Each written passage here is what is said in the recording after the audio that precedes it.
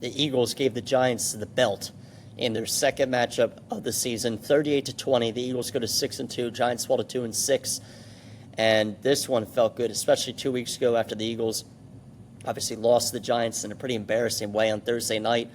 But, man, this game wasn't even close. And the rushing game got going, 276 rushing yards for the Eagles. Absolutely unreal. Saquon Barkley, he did hurt his groin in this game, but it is believed that it's nothing serious. He's going to be fine. He rushed for 150 yards and touchdown off of just 14 carries, and he took the second play of the game for the Eagles to the house, a 68-yard rushing or 65-yard rushing touchdown. So when the run game is on, and I know this applies to a lot of teams, but especially for the Eagles, when the run game is on, this team is just completely unstoppable. Like, other teams would become really good with their run games on. This team is unstoppable. You just cannot do anything on defense in the pass game when the run game is also clicking, and we saw it here. And Tank Bigsby also had a big day, too. 9 carries for 104 yards. So just some pretty crazy stuff for the Eagles in this game. This is all without A.J. Brown, too. Important to note. And Jalen Hurts, again, pretty perfect. 15 of 20 completions, 179 yards, 4 touchdowns, no interceptions. Another great day for him. He should be in the MVP race at this point. He shouldn't be leading it, but he definitely should be talked about in the MVP race because he deserves it. Seriously. Devontae Smith was his favorite target, 6 receptions for 84 yards. Again, no A.J. Brown. Sean Dotson caught a 40-yard touchdown, mossing a Giants defensive back. Dallas Goedert in the red zone, 2 more touchdowns off just 3 receptions for 28 yards. He did his thing. And Saquon Barkley holding a receiving touchdown as well. So just pretty unbelievable stuff for the Eagles offense. And the defense was getting some pressure finally in this one as well. So I'm going to go through my game notes real fast, just my notes from each quarter. First quarter, Jake Elliott, he doinked that field goal, which was unfortunate. We had that false start on 4th and 3 that moved the kickback. So it's those kinds of like sequences of plays that can get really annoying to watch.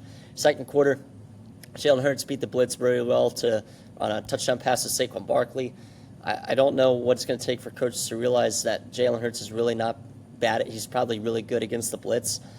Cam Scatterbo, obviously, he had a very terrible injury in this one. Prayers up for Cam Scatterbo. He was a really fun player to watch. You hate to see that. And then later on, getting off that, the offense looked completely back in sync. Jalen was on, the run game was back, and effective passes were just killing the New York Giants. Eagles scored at the end of the half, connecting with Dallas Goedert for a touchdown, making it 21-10, and at that point, I knew this game was over, seriously. Third quarter, start the quarter on defense. Great job defensively, locking everyone up, forcing a quick 3-and-out.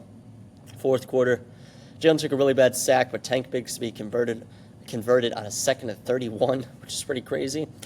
We had a brilliant RPO to Dallas Goedert, and for the touchdown, offense was looking so good. Joshua Usay forced a strip sack fumble, which is pretty cool. Morijomo had a big sack.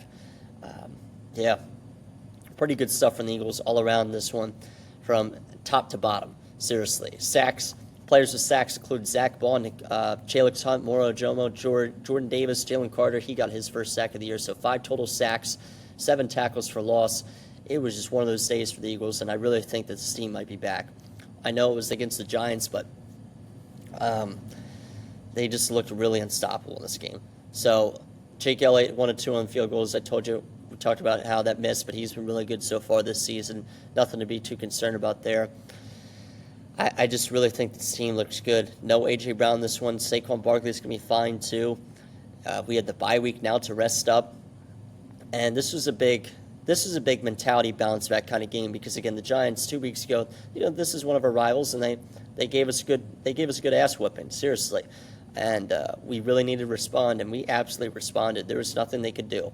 They could not get the ball to the receivers. They could not run the ball. They could not do anything. They couldn't do anything on defense either. So just an all-around great game for the Philadelphia Eagles. It gives me hope down the rest of the way that this team is back, the team from last year, and we'll just have to see. So Eagles have a massive game coming up out of their bye week, November 10th. I believe it's on Monday night. I'll fact-check real fast. It's against the Green Bay Packers.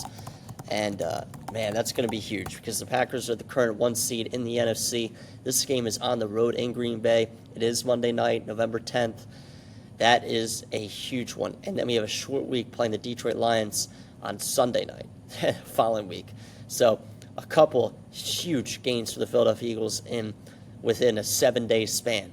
So we'll have some podcasts coming out to preview the Eagles and Packers game in a couple weeks, and then recapping that, previewing the Eagles-Lions game. We'll go from there. But let me tell you, if we can win these 2 games, we get the tiebreakers over these 2 teams, Eagles are looking really good down the stretch, but these are going to be a tough 2 games for sure. So I'll talk to you guys soon, and for now, go Sixers and go Birds the rest of the way.